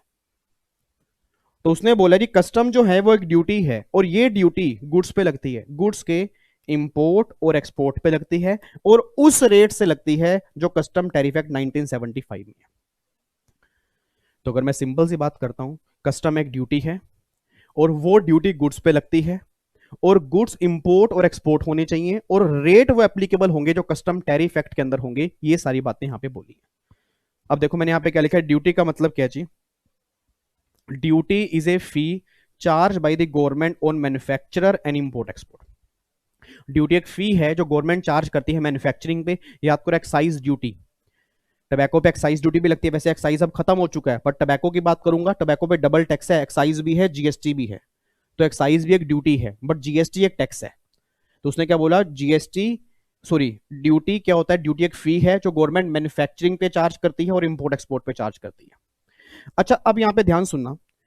अब जब मैंने यहां पे बोला कि कस्टम एक ड्यूटी है जो गुड्स पे एप्लीकेबल होती है, तो माइंड में तुरंत एक क्वेश्चन आया कि गुड्स का मतलब क्या है। क्योंकि अगर मुझे यही नहीं पता कि गुड्स का मतलब क्या है, तो मैं कस्टम ड्यूटी कैसे लगाऊंगा? सर एक बात मुझे सोच के बोलना, क्या ये रिमोट गुड्स है? क्या ये रिमोट गुड्स है? बच्चा कह रहा है यस। माउस, हाँ जी। कैलकुलेटर, उसके बाद ये पेन। आप सबने बोला यस, क्यों बोला? बच्चा कहता है आपने हमें क्लास के अंदर बताया तो था कि मूवेबल प्रॉपर्टी जो होती है वो गुड्स में कवर होती है। Any kind of movable property goods में कवर होती है, including actionable claim other than money and security. नालायको, वो जीएसटी में गुड्स की डेफिनेशन थी। मुझे गुस्सा मत चिढ़ाओ, वो जीएसटी में गुड्स की डेफिनेशन थी। जो आपने गुड्स और सर्विस की डेफिनेशन पढ़ी थी वो जीएसटी के अंदर थी। हम कस्टम पे हैं भी, और कस्टम एक्ट एक अलग है, जीएसटी एक्ट एक अलग है। अब जो डेफिनेशन आपने जीएसटी के अंदर गुड्स की पढ़ी वही सेम डेफिनेशन कस्टम में होगी, ऐसा लोग कहीं भी नहीं कहता। तो पहली बात तो ये समझो कि जो आपने गुड्स जीएसटी के अंदर पढ़ा वो अलग है, और जो अब हम कस्टम के अंदर पढ़ने जा रहे हैं वो अलग है। अब मेन मुद्दा बस ये निकल के आ रहा है कि जो हम कस्टम के अंदर पढ़ने जा रहे हैं उस कस्टम में गुड्स में क्या क्या आएगा और क्या क्या नहीं आएगा। आओ जी एक बार चेक करते हैं फटाफट से। देखो जी, गुड्स का meaning, goods means vessel, aircraft, vehicle, ये गुड्स में कवर है। Other than use as conveyance, अगर आप इसको एज ए कन्वेंस यूज कर रहे हो तो वो गुड्स में कवर नहीं होंगे, तो उस पर कस्टम की बातें नहीं होंगी। उसके बाद जी स्टोर्स, ये भी गुड्स में कवर है। स्टोर्स का मतलब क्या होता है, जो जब वेसल आता है, शिप आता है, उसके अंदर फ्यूल पड़ा होता है, ठीक है, उसके अंदर खाने पीने का सामान होता है, फूड स्टफ, ये भी आपका स्टोर। बैगेज हो गया, बैगेज का मतलब समझ गए ना, जब हम साथ में सामान लेके आते हैं, लगेज। याद करो, हम बाहर से जब इंडिया से बाहर जाते हैं, बाहर से इंडिया में आते हैं, तो हाथ में लगेज होता है ना, तो गवर्नमेंट ने क्या बोला, उसको बैगेज बोलते हैं, तो वो भी आपका गुड्स में आएगा। अदर मूवेबल प्रॉपर्टी, किसी भी तरह की मूवेबल प्रॉपर्टी गुड्स में कवर हो जाएगी एक्सेप्ट मनी, मनी को छोड़ के। मनी गुड्स में कवर नहीं होगी जी। अब एक बच्चा कहता है सर हमें एक बात समझ में नहीं आ रही। अब गवर्नमेंट ये बात कह रही है भैया अदर मूवेबल प्रॉपर्टी गुड्स में कवर है, तो ये वेसल, एयरक्राफ्ट, व्हीकल, ये भी तो मूवेबल है। ये स्टोर्स, ये भी तो मूवेबल है। और ये बैगेज, ये भी तो मूवेबल है। तो गवर्नमेंट सीधा यही बोल देती जो जीएसटी के अंदर बोला था कि भैया हर तरह की मूवेबल प्रॉपर्टी गुड्स में कवर है, इसको छोड़ के। फिर गवर्नमेंट ने ऐसा अलग से क्यों लिखा कि भैया वेसल गुड्स में कवर है, स्टोर गुड्स में कवर है, बैगेज गुड्स में कवर है, और इसके अलावा दूसरी मूवेबल प्रॉपर्टी भी गुड्स में कवर है? इसका एक रीजन है, इसका एक रीजन है, क्योंकि नॉर्मली सोच के बोलना सर, अगर मैं मूवेबल प्रॉपर्टी की बात करता हूं तो मूवेबल के अंदर ना हमारे माइंड में वेसल नहीं आते, हमारे माइंड में शिप नहीं आती, हमारे माइंड में व्हीकल नहीं आते, हमारे माइंड में एयरक्राफ्ट नहीं आते। हमारे माइंड में मूवेबल के अंदर आता क्या है, ये रिमोट। हमारे माइंड में मूवेबल के अंदर आता क्या है, ये पेन। हमारे माइंड में मूवेबल के अंदर आता क्या है, कैलकुलेटर, माउस। सर ये छोटी छोटी चीजें मूवेबल के अंदर आती है हमारे माइंड में, हमारे माइंड में बड़ी चीज आती नहीं है। तो गवर्नमेंट ने कहा भैया अगर तुम्हारे माइंड में बड़ी चीज नहीं आएगी और अगर बाद में आर्ग्यूमेंट हो गया, हम तो मारे जाएंगे ना। तो गवर्नमेंट ने साफ साफ बोल दिया भैया जो तुम्हारे माइंड में नहीं आता वो तुम क्लैरिफाई कर रहे हैं, वो तो गुड्स है ही है, और बाकी जो चीजें तुम्हारे माइंड में आती हैं छोटी मोटी, उसको भी हम लिख रहे हैं कि वो भी गुड्स में कवर है। एक बच्चा कहता है यार, कहता मुझे ना एक बात समझ में नहीं आ रही, ये वेसल, एयरक्राफ्ट, ये व्हीकल, ये कौन मंगाता होगा बाहर से? ये गुड्स में अगर कवर कर रहे हैं तो इस पे इंपोर्ट ड्यूटी कैसे लगती होगी? मुझे तो नहीं लगता कि कोई बाहर से मंगाता होगा। एक बात में सोच के बोलना, आज मुकेश अंबानी साहब के अपने पर्सनल एयरक्राफ्ट हैं, उनके अपने पर्सनल शिप होंगे सर, पर्सनल बोट्स होंगी, उनकी अपनी पर्सनल गाड़ियां होंगी जो बाहर से आई होंगी। अब एक बात मुझे सोच के बोलना, आज अगर मान लो पर्सनल मोटर व्हीकल हैं या पर्सनल व्हीकल हैं या पर्सनल एयरक्राफ्ट हैं, ये बाहर से ही तो आए होंगे। अब अगर मैं इनको गुड्स में कवर ना करूं तो कितने लाखों करोड़ों रुपए का सामान इंपोर्ट किया, इंपोर्ट ड्यूटी नहीं लगी, क्यों? मैंने गुड्स में कवर नहीं किया। तो गवर्नमेंट ने साफ साफ बोला कि भैया वेसल, एयरक्राफ्ट और व्हीकल ये भी गुड्स में कवर होंगे, हां अगर एज ए कन्वेंस आप इसे यूज कर रहे हो तो वो गुड्स में कवर नहीं है। और आप सब जानते हो एज ए कन्वेंस का मतलब क्या है। अगर मान लो ये इंडिया की बेस लाइन है, ठीक है जी, ये मान लो आपकी इंडिया की बेस लाइन है ये वाली, और ये बाहर से आपका कोई वेसल जो है, अगर ये सामान लेके आ रहा है, इस वेसल में जो सामान है वो तो गुड्स है, बट ये वेसल गुड्स में कवर नहीं होगा क्योंकि ये vessel as a conveyance use हो रहा है, ठीक है ना। हाँ अगर इस वेसल में मान लो फॉर एग्जांपल ये एक वेसल जो बाहर से आ रहा है, ये वेसल मैंने अपने पर्सनल यूज के लिए मंगाया है, इसमें कोई पैसेंजर नहीं आ रहा, इसमें कोई सामान नहीं आ रहा, ये वेसल ही मैंने अपने यूज के लिए मंगाया है, तो उस केस में गुड्स बन जाएगा। अच्छा, मतलब सर आप ये कहना चाह रहे हो कि वेसल, एयरक्राफ्ट और व्हीकल को अगर एज ए ट्रांसपोर्टेशन यूज कर रहे हैं, मतलब जो वो ट्रांसपोर्टेशन पर्पस के लिए यूज हो रहे हैं, तब वो गुड्स में कवर नहीं होंगे। अगर परमानेंट हमने उसको मंगाया है तब वो गुड्स में कवर हो जाएंगे। Answer is yes. तो इतनी तो आप खुद भी समझ आ रहे हो, बात हमने क्लास में अंदर भी डिटेल में की थी कि भैया वेसल, एयरक्राफ्ट और व्हीकल आपके गुड्स में कवर हो जाएंगे, ठीक है जी। बट अगर आप उसके अंदर सामान लेके जा रहे हो तो जो सामान है वो गुड्स में कवर होगा, ये वेसल थोड़ा कवर होंगे, क्योंकि अगर वेसल ऐसे गुड्स में कवर होने लग गए फिर तो वो जितनी बार इंडिया में आएगा, जितनी बार इंडिया से बाहर जाएगा, आप तो इंपोर्ट एक्सपोर्ट बोलते रहोगे उसको, ठीक है। तो सिंपल सी बात है, अगर परमानेंट आपने कोई सामान बाहर से मंगाया है इनमें से तो वो गुड्स में कवर हो जाएगा, ठीक है। आओ जी फटाफट से अब यहाँ पे देखो जी। अब तो भैया सिंपल सी बात है, ये गुड्स की डेफिनेशन में कवर हो गया, ठीक है। अब यहाँ पे गुड्स में इंपोर्टेड गुड्स और प्रोहिबिटेड गुड्स, ये दो कैटेगरी के गुड्स आते हैं। अब इंपोर्टेड गुड्स मतलब जो बाहर से मंगाते हैं, प्रोहिबिटेड गुड्स का मतलब ये होता है कि कुछ गुड्स ऐसे होते हैं जिस पर गवर्नमेंट प्रोहिबिशन लगा देती है। आर्म्स एंड एमुनिशन हो गया, गोला बारूद हो गया, गवर्नमेंट की परमिशन के बिना आप इसको लेके नहीं जा सकते। या अगर आपको बताओ बाहर से अगर आपको शराब लेके आनी है, बाहर से अगर टबैको लेके आना है, बाहर से अगर सिगरेट लेके आनी है, उसकी एक लिमिट होती है, उस लिमिट से अगर ऊपर लेके आओगे तो परमिशन लेनी पड़ती है, ठीक है। तो इसको हम बोलते हैं प्रोहिबिटेड गुड्स। तो प्रोहिबिटेड गुड्स कुछ ऐसे भी होते हैं जहां पूरी प्रोहिबिशन होती है, प्रोहिबिटेड गुड्स कुछ ऐसे भी होते हैं जहां पार्शियल प्रोहिबिशन होती है, ठीक है। तो अभी तक बस इतना ध्यान दो जी। इंपोर्ट कस्टम ड्यूटी एक ड्यूटी है, गुड्स पे लगती है, इंपोर्ट एक्सपोर्ट के होने पे लगती है, और रेट हमारे कस्टम टैरिफ एक्ट के अंदर होते हैं। अच्छा, अब अगला पॉइंट यहाँ पे निकल के आ रहा है कि भैया इंपोर्ट एक्सपोर्ट का मतलब क्या है। कोई बच्चा क्लास में है जो मुझे मतलब क्लास का मतलब जो सामने मेरे बच्चे बैठे हैं जो मुझे बता दे इंपोर्ट एक्सपोर्ट का मतलब क्या है। ये दो बच्चे जो सामने सो रहे हैं जी, सो रहे हैं, लेटना नहीं है भाई मेरे, लेटना नहीं है। देखो यार मैं नहीं गुस्सा होना चाहता, आप इतने बड़े बड़े हो चुके हो नालायक, अब तो 6 महीने एग्जाम भी पोस्टपोन हो गए हैं, अब 6 महीने आप और बड़े हो गए हो। मैं गुस्सा नहीं हूँ, फटाफट से मुझे बताओ, ये जो बच्चे सामने सो रहे हैं आप मुझे बताओ ये इंपोर्ट एक्सपोर्ट का मतलब क्या है। आप बताओ इंपोर्ट का मतलब क्या है। बाहर से जब हम कोई सामान मंगाते हैं वो इंपोर्ट है, ठीक है। एक्सपोर्ट का मतलब क्या है, इंडिया से हम बाहर भेजते हैं वो एक्सपोर्ट है, चलो वेरी गुड। एक ही जो बच्चा सामने बिल्कुल छोटा सा बैठा है, जैसे भी लग रहा है फाउंडेशन के बाद ही आया है, पहली क्लास आपकी। बच्चा कहता है मैं तो सर वैसे ही बैठ गया था, मेरे को लगा वो चल रहा है लाइव प्रीमियर चल रहा है, चलो बैठ जाते हैं सर, हम ऐसे ही बैठ जाते हैं कहीं पर भी। इधर देखो ध्यान से, नालायक को बताओ फटाफट से, कुछ तो बताओ। इंपोर्ट का मतलब क्या है, बाहर से हम सामान इंडिया में ला रहे हैं, एक्सपोर्ट का मतलब इंडिया से सामान बाहर लेके जा रहे हैं, चलो। अच्छा एक बात मैं सोच के बोलना, अब ये बात वैसे कई बार क्लियर हो चुकी होगी, मैंने जीएसटी के अंदर भी आपको बताई थी। इंपोर्ट का मतलब क्या है, बाहर का सामान इंडिया में आना इंपोर्ट है, बाहर का, ध्यान सुना, बाहर का सामान इंडिया में आना इंपोर्ट है या बाहर से इंडिया में आना इंपोर्ट है। बाहर का सामान इंडिया में आना इंपोर्ट है या बाहर से इंडिया में आना इंपोर्ट है, सोच के बताना सर। ये बात मैंने आपको जीएसटी के अंदर भी बताई थी कि अगर कोई सामान बाहर से इंडिया में आएगा वो इंपोर्ट है, और इंडिया से सामान बाहर जाएगा तो एक्सपोर्ट है, चाहे वो इंडिया का हो या ना हो, चाहे वो बाहर का हो या ना हो। तो सिंपल सी बात सर निकल के आ रही है कि अगर कोई सामान बाहर से इंडिया में आ गया या ये सामान इंडिया से बाहर चला गया ना, तो उसको इंपोर्ट एक्सपोर्ट बोलते हैं, और जो इंपोर्ट एक्सपोर्ट में कवर होगा उसके बेस पे ही कस्टम ड्यूटी लगेगी। और मैं इतना बात मान के चल रहा हूं कि आपने पहले कस्टम पढ़ा हुआ है क्लास के अंदर, पहले नहीं भी पढ़ा तो इतना तो पता होगा, जीएसटी में इंपोर्ट एक्सपोर्ट आपने पढ़ा होगा। अब ये मत बोलना कि सर का और से में फर्क बता दो, ये बातें मैंने जीएसटी के अंदर बताई हुई है अच्छे से। तो बस अभी इतना सुन लो कि भैया अगर ये मान लो फॉर एग्जांपल वो बाहर वाली कंट्री है और ये इंडिया है, वहां से अगर कोई सामान इंडिया में आ गया, चाहे वो सामान बाहर का था, चाहे वो सामान इंडिया का ही क्यों ना हो, बट बाहर से इंडिया में आ गया ना, वो इंपोर्ट वाली कैटेगरी में आ गया। और एक सामान इंडिया से बाहर चला गया, चाहे वो इंडिया का सामान था, चाहे वो बाहर का सामान है, और वो बाहर यहां से वापिस जा रहा है बाहर, तो गवर्नमेंट क्या बोलती है, एक्सपोर्ट वाली कैटेगरी में आ गया, ठीक है जी। और जो इंपोर्ट एक्सपोर्ट वाली कैटेगरी में आ गया उस केस में कस्टम की बातें हो सकती हैं, बस ये बात ध्यान दो।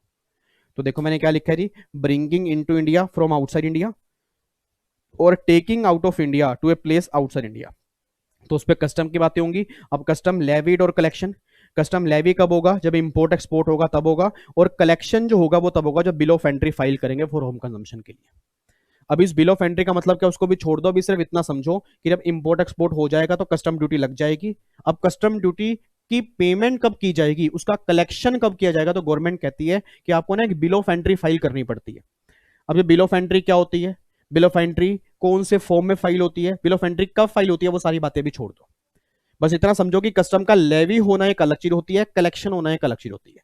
जहां इंपोर्ट एक्सपोर्ट हो गया तो कस्टम लग गया, और कलेक्शन तब होता है जब बिल ऑफ एंट्री फाइल करते हैं। बिल ऑफ एंट्री कैसे फाइल की जाती है वो सारी बातें हम बाद में देख लेंगे। तो एक तरह से अब जाके हमारा बेसिक कॉन्सेप्ट की रिवीजन हो गई जी कस्टम की। ठीक है जी। अभी तक मुझे फटाफट से बताओ जी क्या किया मैंने। ये तो सामने बच्चा बैठा है, सोने की पूरी कगार पे है। आप बताओ जी, फटाफट से खड़े हो जाओ जल्दी। ऐसे नहीं बैठना सर, यहाँ पे कोई आप जगराता सुनने ही नहीं आए, कहीं आप सोच रहे हो कि मैया का जगराता दर्शन पाएंगे। फटाफट से बताओ जी, खड़ा होके जल्दी बताओ जी, कस्टम किस पे लगेगा? जल्दी बोलो, कस्टम किस पे लगेगा? गुड्स पे। Very good. गुड्स के क्या होने पे लगेगा? इंपोर्ट और एक्सपोर्ट। इंपोर्ट का मतलब बताओ, बाहर से इंडिया में आना। एक्सपोर्ट का मतलब बताओ, इंडिया से बाहर जाना। कस्टम में कितने एक्ट हैं? 4, 35। कितने एक्ट है नालायक? कस्टम में कितने एक्ट है? 2। कौन कौन से? एक तो कस्टम एक्ट 1962 और एक custom tariff act 1975। Custom act में क्या लिखे हुए हैं? Provision. Very good. Tariff act में क्या लिखे हुए हैं? रेट्स। रेट्स हमारे कौन कौन से होते हैं? इंपोर्ट और एक्सपोर्ट। बहुत बढ़िया। इंपोर्ट ड्यूटी के रेट और एक्सपोर्ट ड्यूटी के रेट क्या दोनों सेम शेड्यूल में है या अलग अलग शेड्यूल में? अलग अलग शेड्यूल में। शेड्यूल 1 में इंपोर्ट ड्यूटी के रेट है और शेड्यूल 2 में एक्सपोर्ट ड्यूटी के रेट है। अच्छा, फिर मैंने गुड्स की डेफिनेशन बताई थी। गुड्स में क्या क्या आता है? गुड्स में सर वेसल आता है, एयरक्राफ्ट आता है, व्हीकल आता है, बैगेज आता है, स्टोर्स आते हैं और अदर मूवेबल प्रॉपर्टी आती है, मनी को छोड़ के। बहुत बढ़िया। ठीक है, तो ये सारी बातें अभी तक हमने की हैं। इन्हीं सब बातों के साथ आओ जी आगे चलते हैं। अब यहाँ पे देखो अगला एक्ट में देख लो जी। अब कस्टम में दो तरह के एक्ट होते हैं, एक तो कस्टम एक्ट 1962 और एक कस्टम टैरिफ एक्ट 1975। अभी जो कस्टम एक्ट 1962 है ना, तो अब चाहे बाहर, चाहे आप वेसल से सामान मंगाओ, चाहे बाय एयर कोई सामान मंगा रहे हो, चाहे बाय रोड कोई सामान मंगा रहे हो, तीनों केस में एक एक्ट एप्लीकेबल होगा। ऐसा मैं क्यों कह रहा हूं? इससे पहले ना 3 एक्ट अलग अलग थे। लैंड कस्टम एक्ट अलग था, एयरक्राफ्ट कस्टम एक्ट अलग था, सी कस्टम एक्ट अलग था। बट अब ये तीनों एक्ट ही गवर्नमेंट ने खत्म करके अब एक ही एक्ट बना दिया, दैट इज कस्टम एक्ट 1962। और जो ये कस्टम टैरिफ एक्ट 1975 है, ये पहले इंडिया टैरिफ एक्ट था, अब वो खत्म हो चुका है। अब नया एक्ट कौन सा जो भी लेटेस्ट चल रहा है, that is custom tariff act 1975। देखो रे मैंने यहाँ पे क्या लिखा है, इस कस्टम एक्ट 1962 में कम compilation of various provision of custom law. इसमें सारे प्रोविजन जो कस्टम के हैं वो सारे इसके अंदर हैं, जैसे लेवियन कलेक्शन, वैल्यूएशन हो गया, इंपोर्ट एक्सपोर्ट पे रिस्ट्रिक्शन कैसे लगेगी, एडवांस रूलिंग रिफंड, ये जितने प्रोविजन कस्टम में हैं वो सारे इस एक्ट में। और आपके रेट हो गए इंपोर्ट एक्सपोर्ट ड्यूटी के, वो सारे इसमें हैं। अब देखो जी, शेड्यूल 1 एक आपका है, एक शेड्यूल 2 है। शेड्यूल 1 में इंपोर्ट ड्यूटी के रेट होते हैं और शेड्यूल 2 में एक्सपोर्ट ड्यूटी के रेट होते हैं। आपके एग्जाम में क्वेश्चन बन सकता है, जो एक्जी वाले बच्चे हैं, प्रोफेशनल वाले बच्चों में तो कभी क्वेश्चन नहीं बनेगा कि रेट दो तरह के हैं, शेड्यूल 1 शेड्यूल 2। शेड्यूल 1 में इंपोर्ट ड्यूटी, शेड्यूल 2 में एक्सपोर्ट ड्यूटी। अब इंपोर्ट ड्यूटी के भी ना 2 रेट होते हैं, एक तो स्टैंडर्ड रेट और एक प्रेफरेंशियल रेट। स्टैंडर्ड रेट का मतलब क्या होता है जी? जो नॉर्मल केस में एप्लीकेबल होते हैं। ठीक है। और प्रेफरेंशियल रेट का मतलब क्या होता है कि अगर कोई सामान हमने इंपोर्ट किया ऐसी कंट्री से जो मोस्ट फेवर्ड नेशन है। मोस्ट फेवर्ड नेशन का मतलब होता है जो डब्ल्यूटीओ की मेंबर है। ठीक है जी, आप सब जानते हो जी, और बहुत सारी कंट्री हैं जो डब्ल्यूटीओ की मेंबर हैं। तो गवर्नमेंट कहती है कि अगर वो कंट्री उसकी मेंबर है, वहां से इंपोर्ट करोगे उस केस में, फिर आपके प्रेफरेंशियल रेट एप्लीकेबल होंगे, स्टैंडर्ड रेट एप्लीकेबल नहीं होंगे। देखो मैंने यहाँ पे क्या लिखा है, प्रेफरेंशियल रेट स्पेसिफाइड केस में लगते हैं जब गुड्स इंपोर्ट करते हैं मोस्ट फेवर्ड नेशन। ठीक है जी, कुछ कंडीशन है, अगर आप वहां से गुड्स इंपोर्ट करोगे तो प्रेफरेंशियल रेट लगेंगे, नहीं तो स्टैंडर्ड रेट लगेंगे। अब रेट कौन से लगेंगे वो ऑलवेज आपको क्वेश्चन में दिए होंगे। ठीक है। और एक्सपोर्ट ड्यूटी के रेट जो होते हैं वो शेड्यूल 2 में है। अब एक्सपोर्ट ड्यूटी पे नॉर्मल तो एक्सपोर्ट पे टैक्स लगता ही नहीं है। याद करो, मैंने जीएसटी के अंदर भी कहा था export the goods note the taxes. But government कुछ केस में अगर आप नेगेटिव गुड्स को एक्सपोर्ट करते हो, फॉर एग्जाम्पल टैबैको, ठीक है जी, आपका पान मसाला हो गया, एक लेदर है उसको एक्सपोर्ट करते हो, स्टील के कुछ पॉइंट पे है, तो इट मीन कई गुड्स ऐसे हैं जिसके एक्सपोर्ट पे कस्टम ड्यूटी लग जाती है। ठीक है। और वो रेट कहां पे दिए होंगे? वो शेड्यूल 2 में आपके रेट दिए होंगे। ठीक है। उसके बाद जी, कस्टम में कुछ रूल्स भी आपके सिलेबस में हैं, वैल्यूएशन के हो गए, एक्सपोर्ट के हो गए, इंपोर्ट के हो गए, बैगेज के हो गए, तो कई तरह के रूल्स आपके कस्टम में हैं जो आगे जाके आपको पढ़ने पड़ सकते हैं। तो अभी तक सिंपल सी बात बस ये निकल के आ रही है कि भैया कस्टम क्या है, किस पे लगेगा, रेट कौन कौन से होंगे, कौन से शेड्यूल होंगे, वो सारी बातें आपने देख ली। अच्छा, अब अगला मेरा क्वेश्चन यहां पे निकल के आता है, टाइप्स ऑफ कस्टम ड्यूटी। भाई कस्टम ड्यूटी के कौन कौन से टाइप्स हैं? एक बच्चा कहता है सर कस्टम ड्यूटी के टाइप्स मतलब भाई कस्टम ड्यूटी भी कई तरह की होती हैं। सर बहुत तरह की होती हैं। अब प्रॉब्लम क्या है, बच्चे ने जीएसटी पढ़ लिया, बच्चे ने इनकम टैक्स पढ़ लिया, बच्चे ने कभी कस्टम पे ध्यान नहीं दिया।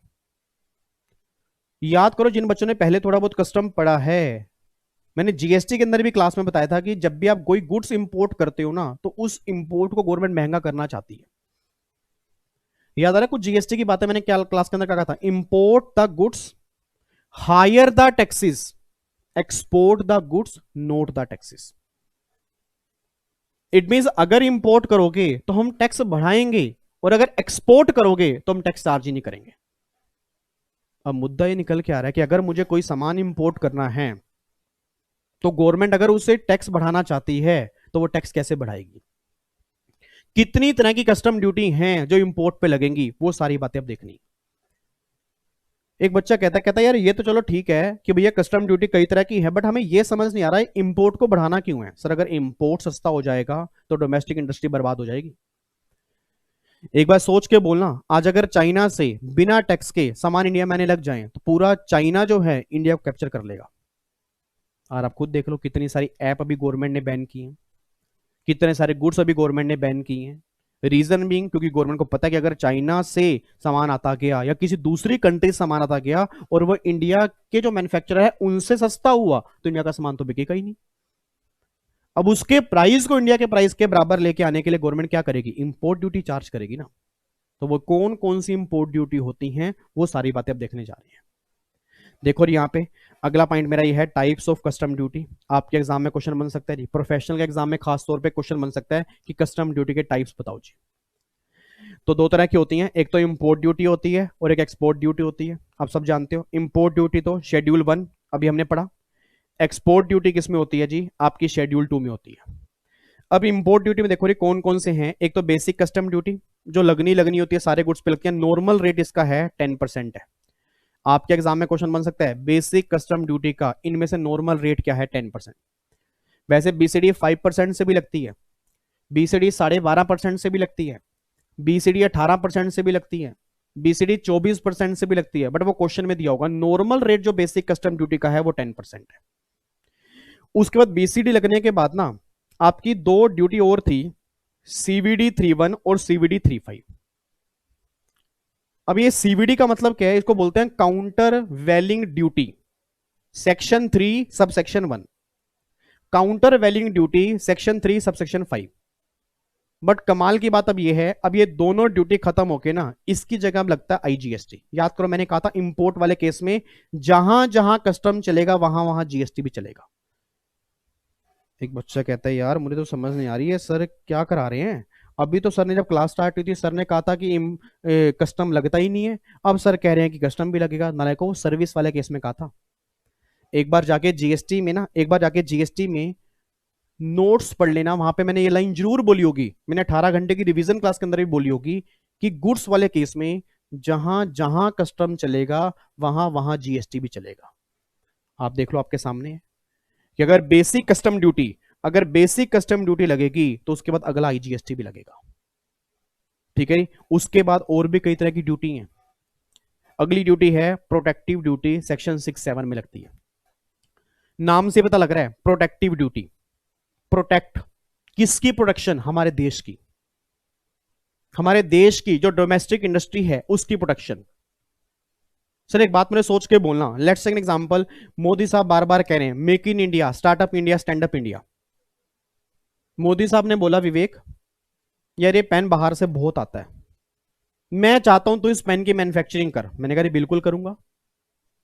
जब मैंने मैन्युफैक्चरिंग करना स्टार्ट किया इस पेन की कॉस्ट मेरी आ रही है 15 रुपए, और ये पेन इंडिया में 10 रुपए का बिक रहा है जो चाइना से आ रहा है। मैंने कहा सर किसकी कॉस्ट मेरी 15 रुपए आ रही है और ये 10 रुपए का बिक रहा है चाइना से आने के बाद, सारी ड्यूटी लगने के बाद। तो अगर ऐसा होगा तो सर मैं कैसे इसको बेचूंगा, हमारी डोमेस्टिक इंडस्ट्री तो बर्बाद हो जाएगी। मेड इन भारत कैसे लिखा जाएगा, made in China, made in China, made in China, made in China, ये तो काम खराब है। अगर हमें मेड इन भारत लिखना है तो हमें डोमेस्टिक इंडस्ट्री को बचाना होगा। डोमेस्टिक इंडस्ट्री को बचाने के लिए हमें कुछ ऐसी ड्यूटी चार्ज करनी होगी ताकि चाइना वाला सामान इंडिया के प्राइस के बराबर आ जाए, उसके बाद इसकी क्वालिटी बढ़िया होगी, बिक जाएगा। अब सोच के बोलना, उस सामान को अगर इंडिया के सामान के प्राइस के बराबर लेके आना है तो हमें कुछ ड्यूटी चार्ज करनी पड़ेगी, दैट इज प्रोटेक्टिव ड्यूटी। आज कई बच्चे आगे जाके टैक्स में काम करेंगे, सर टैक्स की लाइन है बहुत अलग लाइन है। पता क्या, छोटे छोटे क्यूट से बच्चे, अब देखो सामने बैठे, आज आपको मैं बता रहा हूं, आज मेरी पहली क्लास है तो आज ज्यादा बच्चे होंगे, दूसरी क्लास में कम होंगे, तीसरी में कम होंगे, छठी क्लास में लगा लो आज जो बच्चे बैठे उसका 20% रह जाएगा। और ये मैं ट्रेंड स्टार्टिंग से ही देखता आ रहा हूं, आज का नहीं है। जो 80% बच्चे, मैं उनसे एक बात बोलना चाहता हूं बस, अपना रिजल्ट एक बार जरूर देख लेना सर, अपना रिजल्ट एक बार जरूर देख लेना। मेहनत लगती है क्लास रिकॉर्ड करने में, मेहनत लगती है समझाने में, मेहनत लगती है, और ये मेहनत आपके लिए ही की जा रही है। प्रॉब्लम पता क्या, अब बच्चों को पता है कि आज पता क्या लग गया, अरे अब तो कस्टम की सारी क्लास आ ही जाएंगी, अब तो सर ने स्टार्ट कर दी, बीच में थोड़ा रुकेंगे, चल भाई अब आराम से बैठ जाते हैं, कोई दिक्कत वाली बात नहीं, बाद में देख लेंगे, अब तो यूट्यूब पे आ ही जाएंगी। सर मैं तो क्लासेस डाल रहा हूँ, 800 से ऊपर यूट्यूब वीडियो डल चुके हैं, 800 से ऊपर मेरी। जो बच्चे रेगुलर बैच मेरा लेते हैं उन्हें पता होगा क्लास में हम कितनी जान निकाल देते हैं। और अभी तो आपको रिवीजन क्लास यहाँ पे यूट्यूब पे आराम से मिल रही है। तो सिंपल सी बात है, अब आगे जाके आप टेक्स्ट में जाओगे, टेक्स्ट की ना एक बहुत अलग लाइन है, तब आपको ये सारी बातें मैं बोल रहा हूँ ना, protective duty, safe guard duty, anti dumping duty, जब ये आपकी इंपोर्ट पे लगी होंगी तो आपको उस टाइम विजुलाइज होगा यार सर ने ना रिवीजन क्लास में बात सही बोली थी। तो अब यहाँ पे ध्यान सुना, प्रोटेक्टिव ड्यूटी लगती है, फिर आपकी लगती है safe guard duty. Safe guard का मतलब भी क्या है भाई, हमारे देश को बचाने के लिए। आपकी फिर एंटी डंपिंग ड्यूटी है। एंटी डंपिंग का मतलब क्या होता है, डंप का मतलब क्या होता है, गिराना। किसी को गिराने के लिए हम अपनी कॉस्ट से भी कम पे सामान बेच देंगे। आपने कई बार देखा होगा, अगर आपके फादर बिजनेसमैन है और दूसरा पर्सन सेम बिजनेस कर रहा है, सर आपस में कई बार ऐसा होता है कॉस्ट से भी कम सामान बिक जाता है। क्यों, मुझे इस पर्सन को उठने नहीं देना। आज जलने वाली दुनिया बैठी है ना, ऊपर आपको मोटिवेट करने का वाले कम होंगे, डीमोटिवेट करने वाले ज्यादा होंगे। तो गवर्नमेंट ये बात कहती है कई लोग ऐसे होंगे बाहर वाले जो इंडिया वालों का सामान बिकने ही नहीं देंगे, उनकी कॉस्ट से भी कम सामान बेचेंगे, तो इंडिया वाले टेंशन मत लेना, हम वहां पे एंटी डंपिंग ड्यूटी भी लगा सकते हैं कि अगर किसी ने डंप करने की कोशिश की है, हम वहां पे एंटी डंपिंग ड्यूटी लगाकर हम प्राइस को इक्वल करेंगे, फिर जाके सामान वहां पे बिकेगा। That is anti dumping duty. और फिर एक कंपनसेशन सेस, ये इसके रेट तो आपको क्वेश्चन में गिवन होते हैं। यह बात हमने वहां पे जीएसटी में की भी थी कि आईजीएसटी के साथ कंपनसेशन एक्ट भी एप्लीकेबल होता है। तो देखो इतनी सारी इंपोर्ट ड्यूटी लगती है आज इंपोर्ट के ऊपर, तब जाके इंडिया में सामान आता है। सर आप क्या सोच रहे हो। तो आपके एग्जाम में अगर क्वेश्चन बन गया, मुझे फटाफट से बताओ जी कि टाइप्स ऑफ इंपोर्ट ड्यूटी कौन कौन सी होती हैं। तो पहली बात तो बीसीडी, फिर आपका आएगा आईजीएसटी हो गया, फिर आपका प्रोटेक्टिव ड्यूटी हो गया, सेफ गार्ड ड्यूटी हो गया, एंटी डंपिंग ड्यूटी हो गया, और कंपनसेशन सेस हो गए। ये सारी ड्यूटी इंपोर्ट के ऊपर लगती है। एक्सपोर्ट पे सिर्फ एक ही ड्यूटी लगती है, basic custom duty, basic export duty, क्योंकि एक्सपोर्ट को हमें महंगा नहीं करना, एक्सपोर्ट को हमें सस्ता करना है। इवन एक्सपोर्ट पे तो कोई ड्यूटी लगती नहीं है, बट कुछ नेगेटिव गुड्स हैं वहां पे भी बस एक ही ड्यूटी लगेगी। इंपोर्ट को तो महंगा करना ही करना है, इसलिए यहाँ पे इंपोर्ट ड्यूटी। और आपकी जानकारी के लिए बता दूं, प्रैक्टिकल लाइफ में चाइना से अगर कोई सामान आता है उसके लिए अलग से भी एक ड्यूटी लगती है, क्योंकि भैया चाइना के अंदर बहुत सस्ता सामान बनता है, और अगर वो बिना ड्यूटी के सामान इंडिया में आने लग गया तो भैया इंडिया पूरा कैप्चर हो जाएगा। तभी गवर्नमेंट ने बोला इतनी ड्यूटी लगेंगी तब जाके वो सामान इंडिया में आएगा। और फिर खुद सोच के देखो सर, इतनी ड्यूटी लगने के बाद भी आज कई सामान ऐसे हैं जो इंडिया से कम प्राइस पर बिक रहे हैं। तो तभी गवर्नमेंट कहना चाह रही है ना कि भैया make in India, startup India, stand up India, की लोग vocal for local, vocal for local, vocal for local. क्योंकि बाहर का सामान मत करो, क्योंकि हमारा सामान, हमारा पैसा बाहर जाता है। तो इसलिए गवर्नमेंट ने क्या किया, इंपोर्ट बढ़ाने के लिए सारी इंपोर्ट ड्यूटी लगा दी। ठीक है जी। उसके बाद देखो जी आगे, अब जो कस्टम लॉ पढ़ रहे हैं उसके ऑब्जेक्टिव क्या है जी। सबसे पहला ऑब्जेक्टिव तो collecting revenue of custom duty, custom duty का रेवेन्यू कलेक्ट करना, कस्टम ड्यूटी से रेवेन्यू कलेक्ट करना, इंपोर्ट एक्सपोर्ट को रेगुलेट करना। ऑब्वियस बात है, कोई भी सामान बाहर से इंडिया में आ रहा है या इंडिया से सामान बाहर जा रहा है, इसको कंट्रोल तो करना पड़ेगा ना। अगर हम रेगुलेशन ही नहीं करेंगे, आप गोला बारूद बाहर से मंगा लोगे, कुछ भी सामान बाहर से मंगा लोगे, कुछ भी सामान बाहर भेज दोगे, तो गवर्नमेंट कहती क्या, भैया हमारा कंट्रोल होना जरूरी है कि ये सामान बाहर से आएगा, ये सामान बाहर जाएगा, तो उसके लिए हमने क्या बना दिया, कस्टम लॉ बना दिया। उसके बाद to protect domestic industry, domestic industry को प्रोटेक्ट करने के लिए हम कस्टम लॉ लेके आए हैं। To prevent illegal import export, कि भैया कोई इलीगल इंपोर्ट एक्सपोर्ट ना कर दे। आपने शायद एक मूवी देखी होगी, बदमाश कंपनी, एक मूवी थी ना बदमाश कंपनी, इसके अंदर वो राइट और लेफ्ट का शूज, कई बच्चों को पता होगा, राइट और लेफ्ट का शूज गलत तरीके से इंडिया में आ गया था, गलत पोर्ट पे इंडिया में आ गया था, उसको बोलते हैं इलीगल। तो गवर्नमेंट कहती है उसको रोकने के लिए हम कस्टम लॉ लेके आए हैं। Prevent smuggling of goods, smuggling, custom law लेकर आए हैं ताकि गुड्स की स्मगलिंग को रोक सके। तो ये सारे ऑब्जेक्टिव हैं आज कस्टम लॉ को लेके आने के लिए। ठीक है जी। तो आपके एग्जाम में वैसे ये वाला क्वेश्चन इतना नहीं बनेगा, बट आपको पता होना चाहिए कि आज जो इंडिया में कस्टम लॉ आया है उसके ऑब्जेक्टिव क्या क्या हैं, ये सारे हमारे ऑब्जेक्टिव हैं। उसके बाद देखो फिर अगला है डेफिनेशन ऑफ इंडिया। इसमें से क्वेश्चन जरूर बन सकता है। अब एक बात मुझे सोच के बताओ, जब आपने इनकम टैक्स किया था ना, तो आपको मैंने इनकम टैक्स के अंदर कहा था कि इनकम टैक्स में इंडिया की डेफिनेशन अलग होती है, जीएसटी में इंडिया की डेफिनेशन अलग होती है, कस्टम में अलग होगी। अब यहां पे इंडिया की डेफिनेशन के अंदर फर्क क्या है? एक तो ये आपकी बेसलाइन हो गई, बेसलाइन हो गया। उसके बाद 12 nautical miles territorial water of India, ये तो इंडिया है।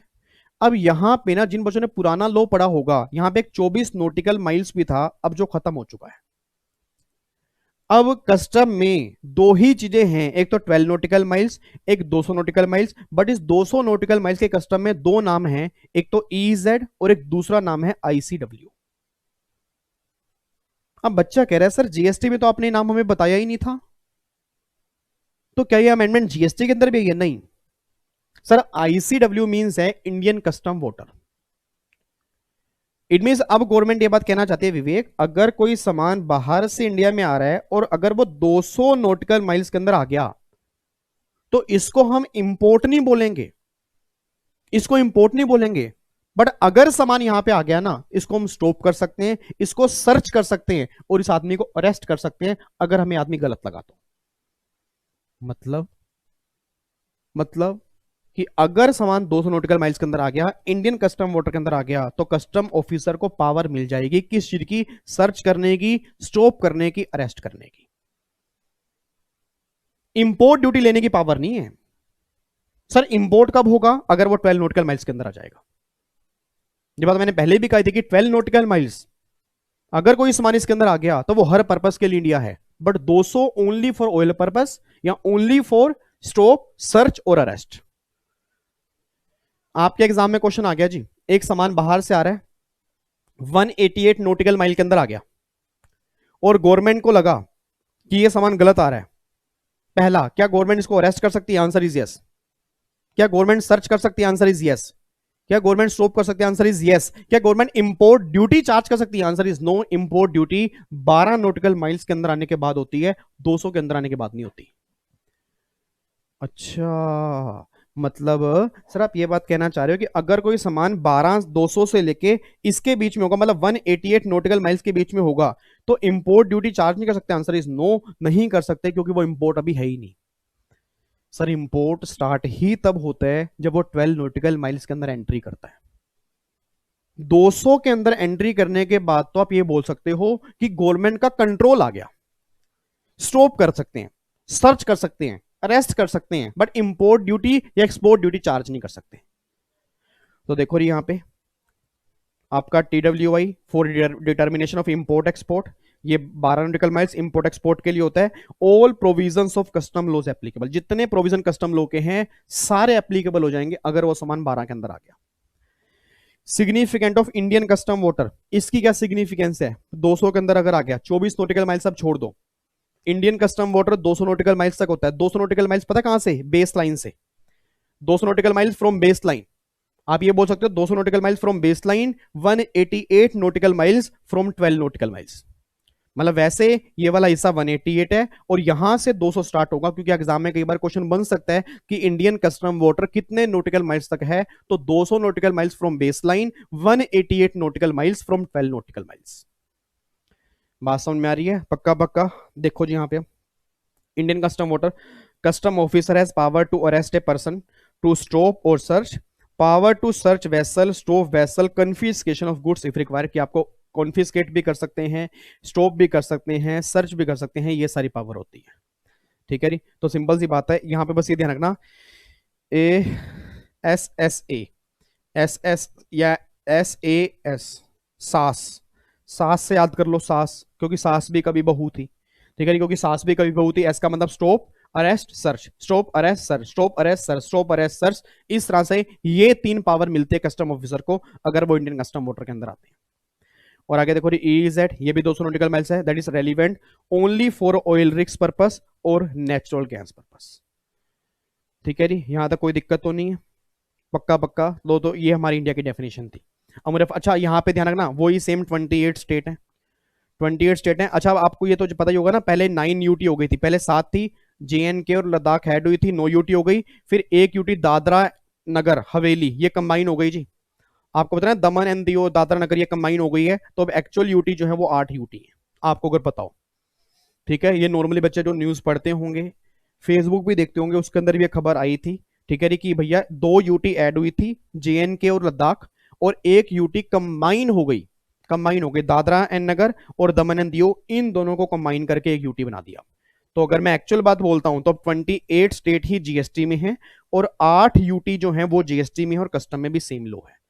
फर्क सिर्फ इतना है कि वहां पे इंडियन कस्टम वॉटर कोई कॉन्सेप्ट नहीं था जीएसटी और इनकम टैक्स में, कस्टम में इंडियन कस्टम वॉटर कॉन्सेप्ट है। पहले वो 24 नॉटिकल माइल्स तक था, अब वो 200 नॉटिकल माइल्स तक है।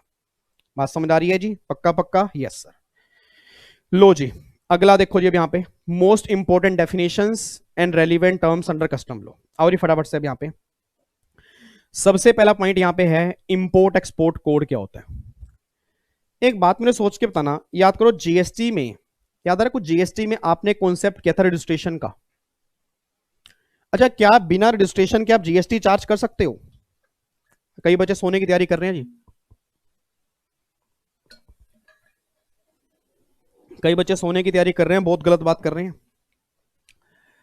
सर, ये काम गलत है। देखो, मैं बिल्कुल आराम से करा रहा हूं, मैं भागदौड़ नहीं कर रहा, क्योंकि मैं इसलिए करवा रहा हूं कि जिन बच्चों ने पहले कस्टम नहीं भी पढ़ा उनको भी समझने में दिक्कत ना हो।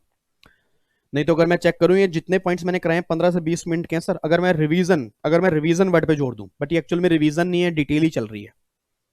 मतलब पूरा वो भी नहीं है जो हम क्लास में करते हैं, बट ये भी नहीं है कि बिल्कुल फास्ट कर रहे हैं, बीच में हम आराम से चल रहे हैं, ताकि जो बच्चे नए भी हैं उन्हें भी समझ में आ जाए।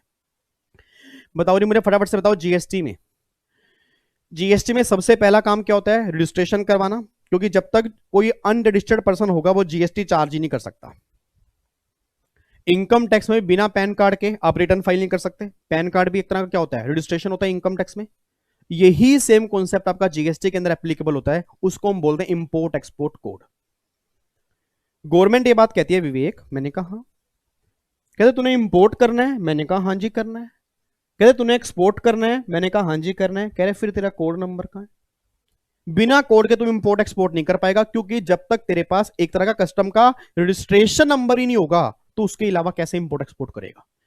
मैंने कहा फिर अगर मुझे इंपोर्ट एक्सपोर्ट करना है तो फिर मैं ये कैसे नंबर लूंगा? तो गवर्नमेंट ने कहा ये नंबर तुझे इशू होगा, ठीक है। अगर तो इंपोर्ट एक्सपोर्ट का बिजनेस करना चाहता है, नंबर तुझे इशू होगा और इस नंबर के बाद ही तो इंपोर्ट एक्सपोर्ट कर पाएगा। तो आपके एग्जाम में क्वेश्चन बन सकता है, प्रोफेशनल के एग्जाम में इतने इंपॉर्टेंट नहीं है, बट एग्जीक्यूटिव के एग्जाम में क्वेश्चन जरूर बन सकता है ये वाला। और ये देखो, ए रेफरेंस नंबर, देखो लिखा है ना, a reference number for importer और एक्सपोर्टर टू इंपोर्ट इन और export from India, that is 10 digit number. बच्चा कहता है सर गलत हो गया, काट दो सर काट दो। 15 डिजिट का होता है नालायक, वो जीएसटी के अंदर होता है, वो जीएसटी के अंदर होता है 15 डिजिट का पैन बेस, ये पैन बेस नहीं होता, ध्यान रखना।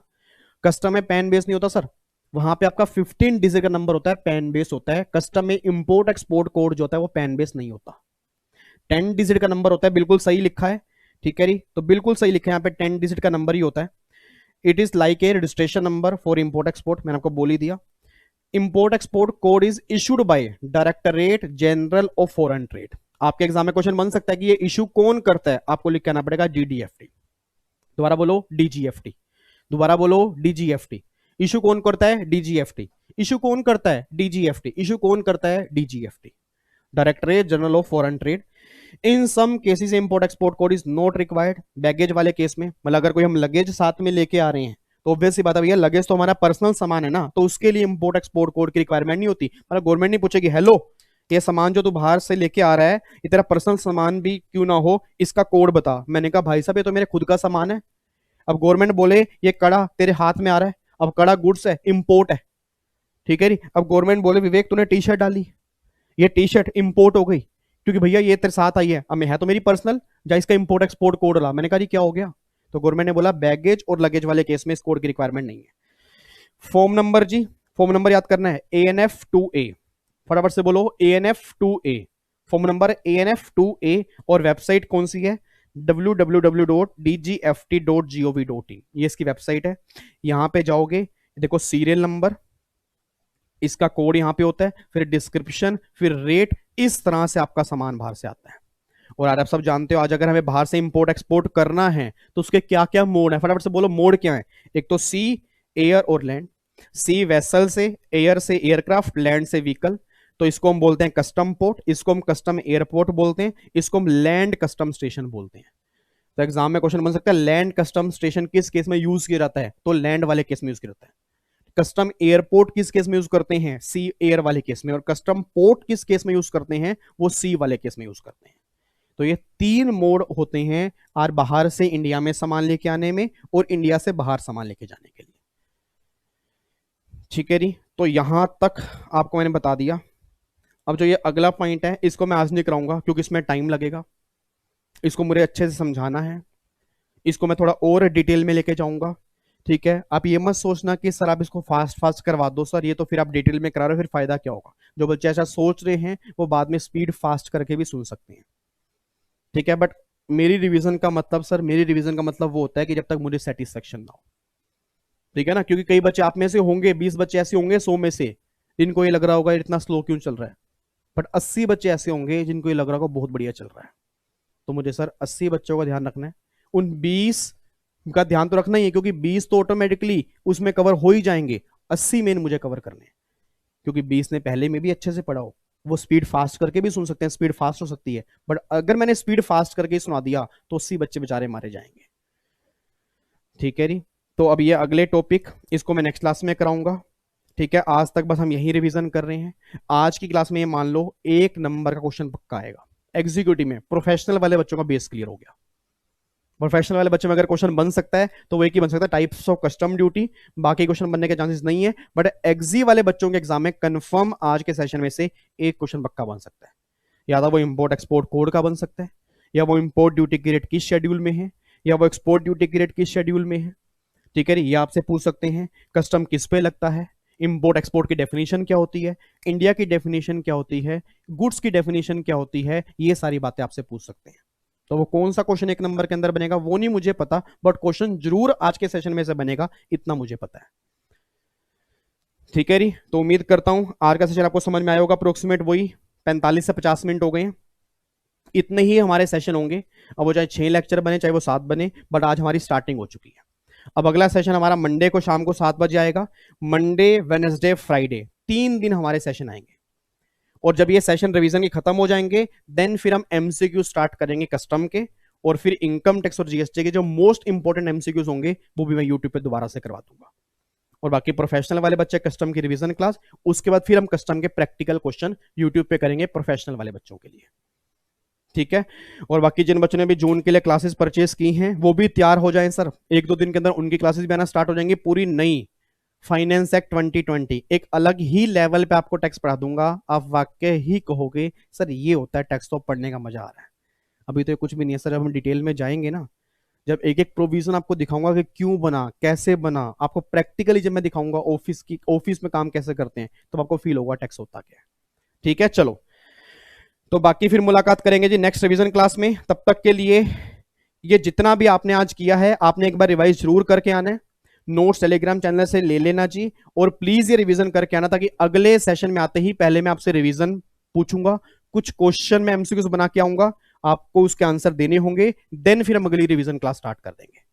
ठीक है, तब तक के लिए अपना ध्यान रखो, अपनी फैमिली का ध्यान रखो, और जितने इंडिया में सीएस के बच्चे हैं सबको बता दो कि अब कस्टम की रिवीजन क्लास हमारी स्टार्ट हो चुकी है।